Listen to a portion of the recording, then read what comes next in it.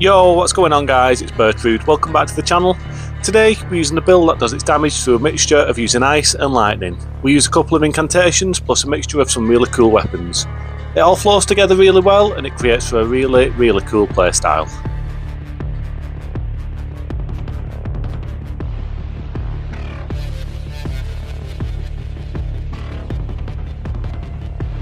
This is a level 125 build. We've got the absolutely standard 60 vigour. It's a dexterity focused build, so we've got a 45 dex and then we've got 24 faith to accommodate some of our incantations. One incantation in particular needs some arcane, so we've got 12 arcane.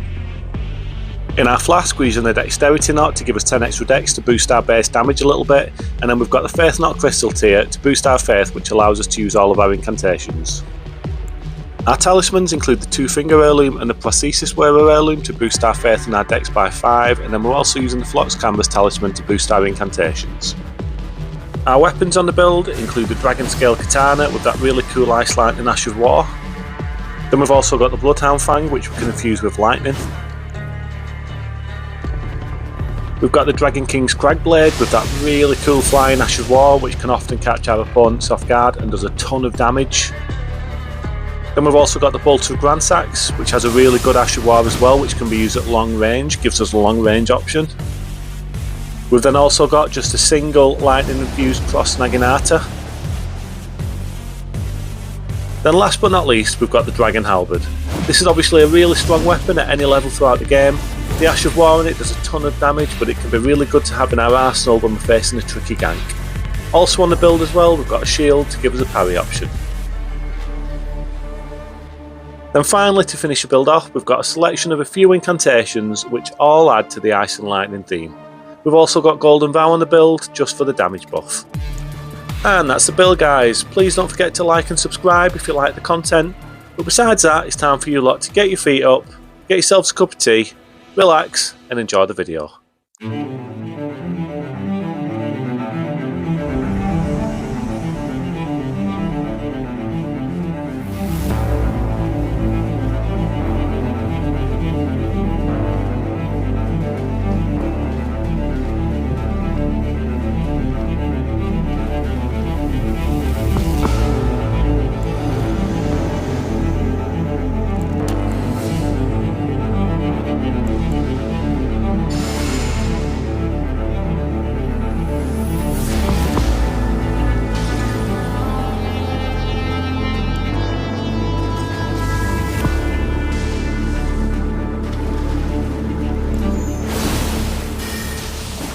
So we're going to start the video off with this pretty cool one-on-one against this guy in the Altus Plateau.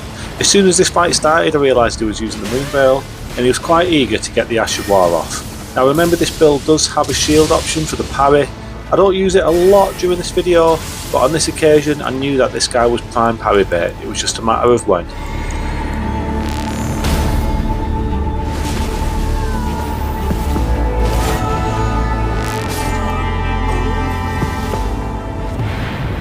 I love the builds that I make that include a parry option. Even though it's not a very prominent feature on this build, it's more of a weapon focus and incantations build. I don't really use the parry that much. It's always good to have, and when you do pull it out and get that sweet parry, especially against the Moon Veil, it's always super satisfying.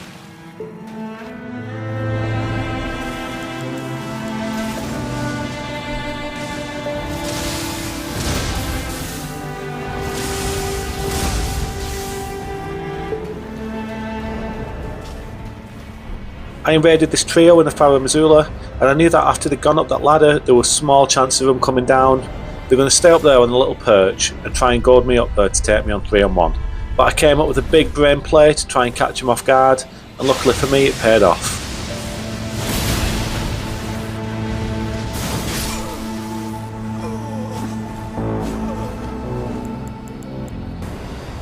That Ash of War and the Cragblade is super good for closing distance, and when you catch them off guard especially, it does a ton of damage, so you're guaranteed to land it if they're not aware that you're coming at them like I just was. So I knew that was going to be a guaranteed kill on the first summon.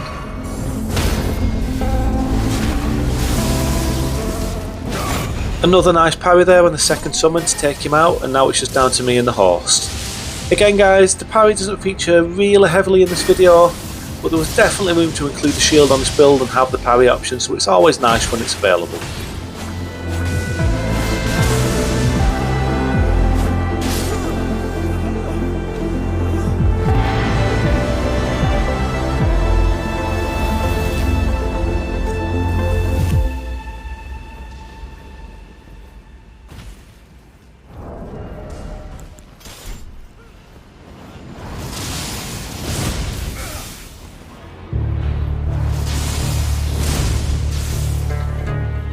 This is where it's really handy having the bolts of ransacks on this build. These two are at long range, but I can do a little bit of long range harassing before we close the space and we go in for the 2-on-1 brawl. Like I say, it's just good to have the option to do a bit of damage at long range before the invasion really gets going.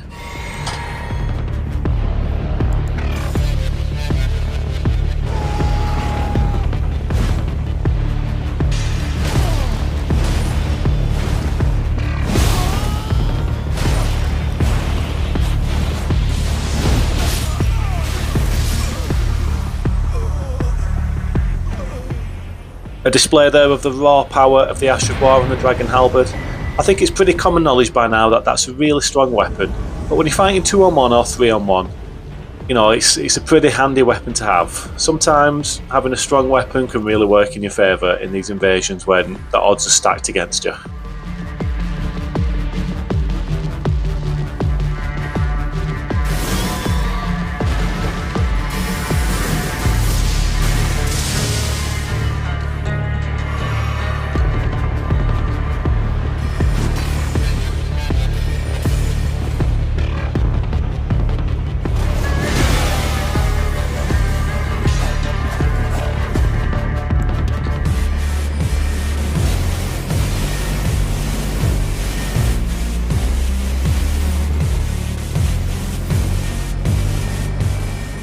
So when I was fighting this duo, they was being quite aggressive and aggro in the big hall, and I was fully expecting them to chase me through this doorway as I backed up to get a bit of space. I was planning on inflicting a bit of damage with an Ash of War as they came through, but they didn't do that, they stayed passive, so I was thinking what to do, and I knew that it was up to me to make something happen.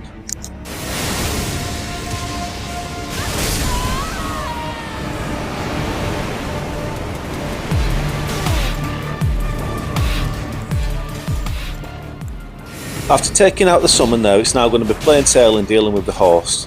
I switched to the Dragonscale Katana.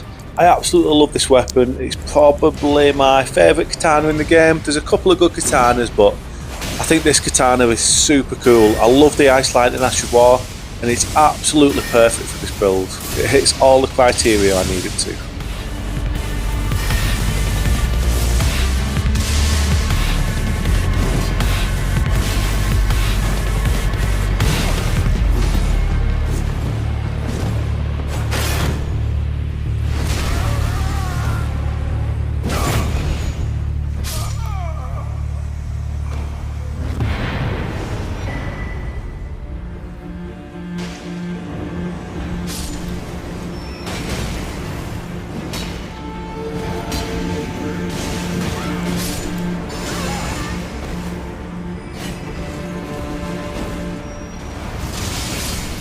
So I just want to talk for a minute about optimisation when it comes to this build, and to be honest, all the other builds that I usually make. So we've got a good selection of weapons here on this build. You know, we've got the bolts with Ransacks, the Dragon Halberd, you know, a few other good ones going on as well. But to be honest, none of those weapons are optimised on this build. They're all doing decent damage. We've got a good investment in dexterity. You know, we've got a couple of weapons that are lightning infused, and we're putting out some good damage numbers. But those weapons could do a lot more damage if I optimised them more. But that is not what I'm about when it comes to build making. I'm all about the character, and I'm all about putting a selection of weapons together that character would use naturally within the realms of his kit. Obviously, the Dragon Halberd is more of a strength weapon, and we don't have a high investment into strength on this build. But the Dragon Halberd suits this build so much, it was always going to be included, and we're still doing decent damage with all the weapons. So, as I said, these weapons on this build could be doing a hell of a lot more damage if I got rid of the faith investment that we've got rid of the arcane, got rid of the Dragon Halberd and got rid of the strength, and I just piled everything into dexterity. A lot of these weapons will be doing more damage, but that would make it a lot less of an interesting build.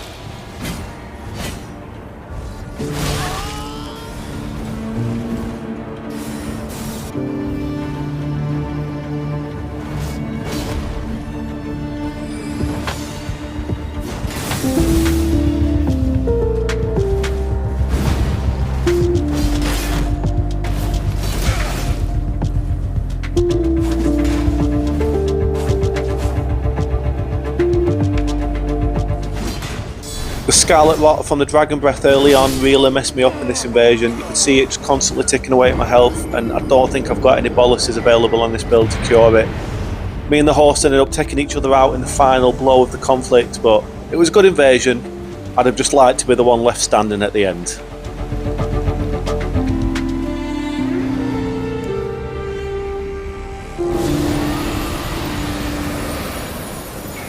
As you can see, we've obviously got our own Dragon Breath spell available on this build in the form of the Ice Dragon Breath.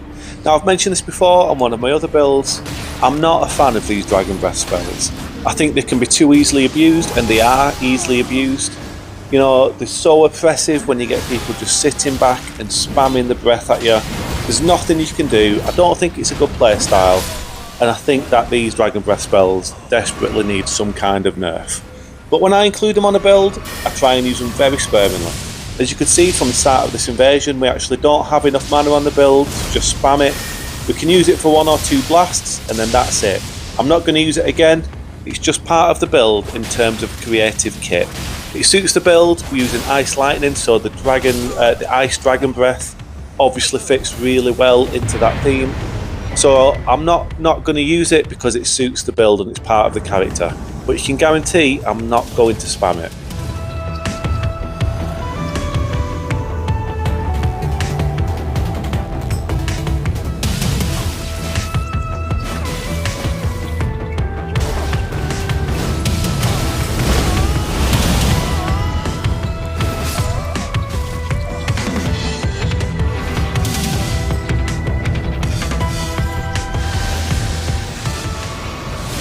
Honestly, I've become such a big fan of this weapon, the Cragblade. The Ash of War on it is so much fun.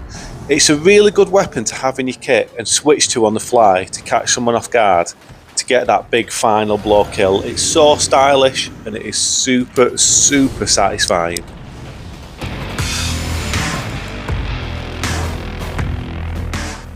I've spawned into this fight in Liurnia where there's already a 2-on-1 invasion going on. I love these invasions where you spawn in and there's a red already fighting 2 other people. It feels like you're the backup, you know what I mean? You've come in and you're there to help out your buddy.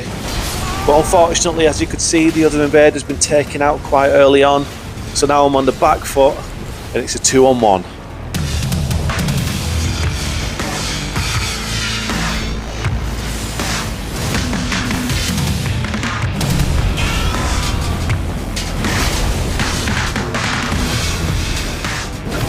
So I've obviously got to be careful against these 2. I've got to watch my spacing, you know, watch my positioning. The horse is obviously using Radan's Greatsword, which can do a lot of damage, but that does mean that it's prime backstab bait.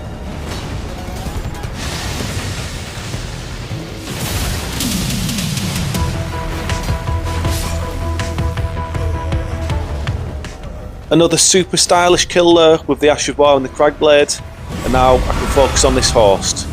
I take some big damage here from the Radan's Greatsword, but as I said, it's prime bait for a backstab, and there we go. We've got another invader in with us now, so it's just a case of finishing this host off, and let's get the win in what was a really good invasion.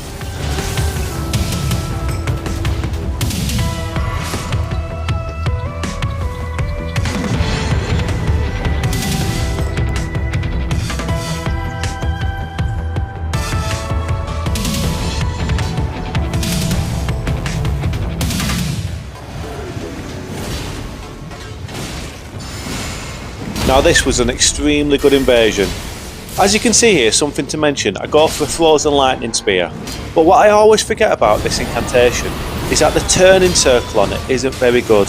If you're facing away from your opponents like I just was, and you try and use it on the turn to get some damage in as you're running away, it doesn't work and you end up looking a bit silly, as I just did when I tried to use it. You never get the full 180 spin and you're never able to actually land it in a direction that they're facing. So that's just something to remember with that incantation. You've got to make sure that you're facing the way that you want it to go when it lands, otherwise you may well not even land it.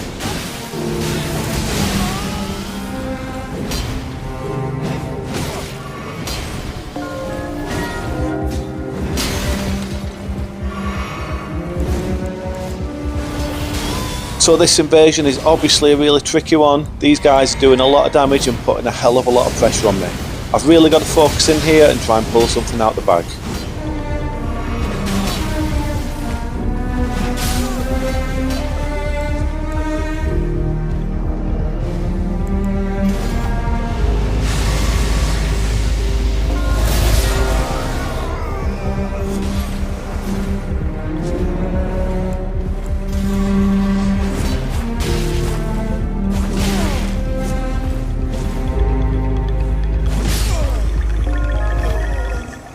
I'll definitely take that for that invasion. That was a really hard one.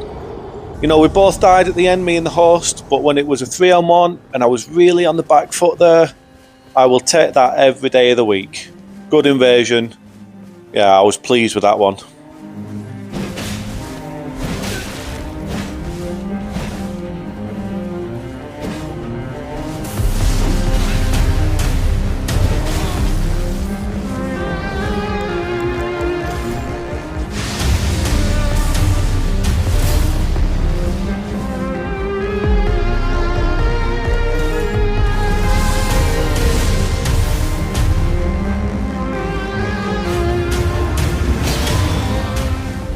This invasion includes the old classic, the lowest of the low, a Redan helm wearing, a Redan greatsword using traitorous red.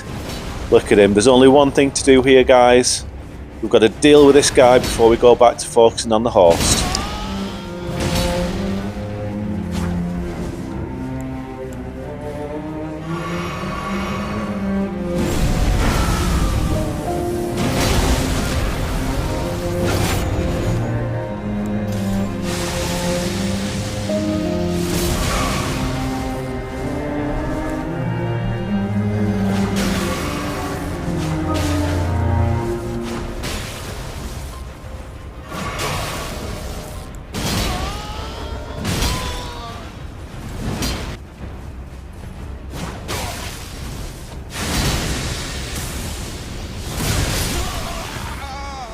And there we go, you can guarantee that this guy's going to get some special Bertrib tea bags. There we go, there's nothing more satisfying than killing a traitor red. What an absolute loser. Anyway, we've caught up to the host, let's put this invasion to bed. You'll probably see that the connection here between me and the host isn't the best, but we still managed to take him out and get this invasion done.